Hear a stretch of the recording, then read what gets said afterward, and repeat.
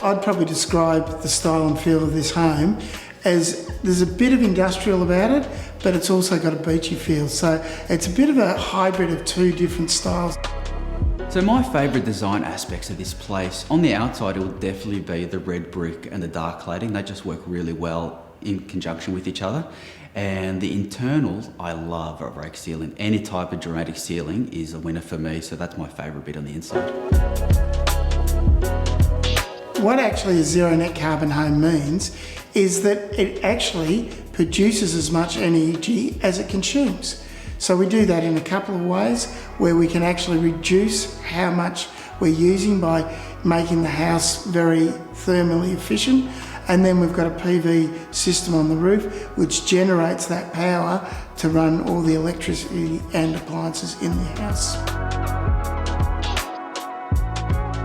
So the link between Sustainability Victoria and this home is we're part of a pilot project, and this home was one of the homes that we wanted to showcase and use. So what we're trying to do in this scenario is actually show mainstream building how we can actually get a product to a zero net carbon home.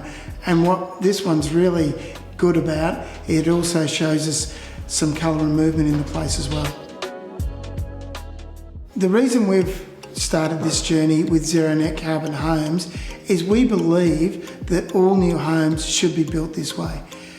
For years, everyone's been talking about affordable housing, but you need to look at that one of two ways. One is the entry level of the cost of a house, but the other way of looking at it is the ongoing cost of the house.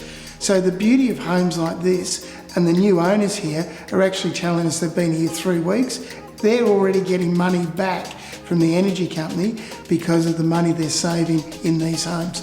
This should be for all new homes. So when you research anything online, it all has star ratings. The higher star rating the house has, the lower energy consumption it takes and the more comfortable it is. So it's called the Nationwide House Energy Rating Scheme. Ask your builder about it.